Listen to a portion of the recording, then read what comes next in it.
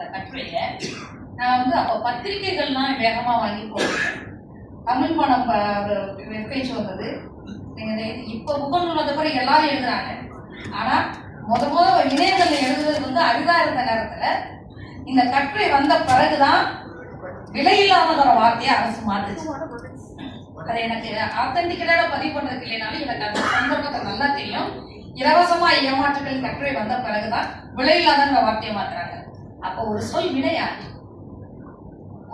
ஒரு சொல் அரசியலா மாறி பள்ளியறைங்கிற வார்த்தைய தூங்க போற இடமாக ஒருத்தரால சொல்ல முடியுது, விழுத்தெழுகிற இடமாக ஒருத்தரால சொல்ல முடியுது. அப்போ ஒரு வார்த்தைய அரசியலா மதம் கூட சில நேரம் மாற்றான், மனிதன் மாற்றான், சமூகம் மாற்றான். அப்ப இந்த சொல் ஏதாவது ஒரு இடத்தில் என்னுடைய ஒரு மந்திரமாக மாறிடாதாங்கிற அக்கறையில மீண்டும் மீண்டும் என் மனவழியில் என் கேள்வியை எழுதி பார்த்து கொண்டே இருக்கின்றேன். இன்னும் சொல்ல போனால் இங்க இருக்கிற எல்லா அரசியல் எனக்கு ஒரு அந்நியமான அரசியல் தான். நான் பல நேரம் அதற்கு நான் பொருத்தமானவளா என்ற கேள்வி கூட இருக்கிறது. காரணம், நீங்க அடிக்கடி உச்சரிக்கிற வார்த்தை நேர்மை.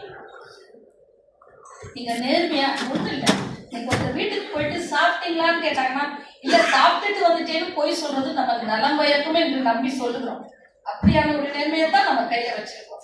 இன்னைக்கு ஏன் வரலன்னா, இன்னைக்கு உண்மையிலேயே பல பேர் வர முடியாத காரணம் இருக்குன்னா, உங்க கூட்டத்துக்கு வந்தா என் பணி டிரான்ஸ்பர் ஆயிடும்ங்கிற பயிர் கூட சில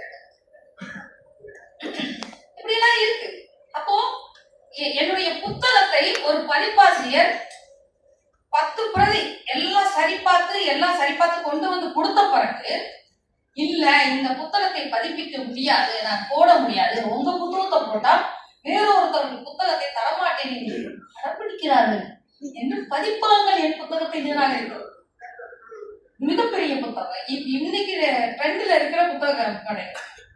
அப்போ இதையெல்லாம் யோசிக்கிற போது நான் சொன்னேன், எனக்கு நீ இந்த போட்ட கருத்து பிடிக்கல, அதனால நான் இந்த புத்தகத்தை நிராகரிக்கிறேன் நீ சொல்லியிருந்தீங்கன்னா நான் ஹேட்ஸ் ஆஃப் சொல்லியிருக்கேன். அதை மதிச்சிருக்கேன். ஆனா உன் புத்தகத்தை போட்டா இன்னொருத்தர் புத்தகம் போட விடமாட்டாங்க அப்படின்னு சொன்னா, புத்தகம் எனக்கு வியாபாரம் ஆகாதுன்னு சொன்னா, நீங்க இலக்கியத்துக்கு என்ன செய்ய வரீங்க? நீங்க உங்களால நேர்மையா இருக்க முடியல, எங்களால உண்மையா இருக்க முடியல, நாங்க நினைச்சதை சொல்ல முடியல. நானும் கூட தவறுகள் செய்யலாம், எல்லோரும் இந்த மனிதன் தவறுகள் செய்யலாம். ஆனா தவறுக்குள்ளேயே நான் நின்று கொண்டிருப்பேனா இல்லை. அதுல இருந்து வெளியே வர பார்க்கிற முயற்சி தான் திருப்பி ஒவ்வொரு விஷயத்தையும் நாங்கள் செய்து பார்க்கிறோம், எழுதி பார்க்கிறோம். ஆனால் இன்னும் நம்மளால் இந்த அரசியலை இவ்வளவு விளக்கமா பேச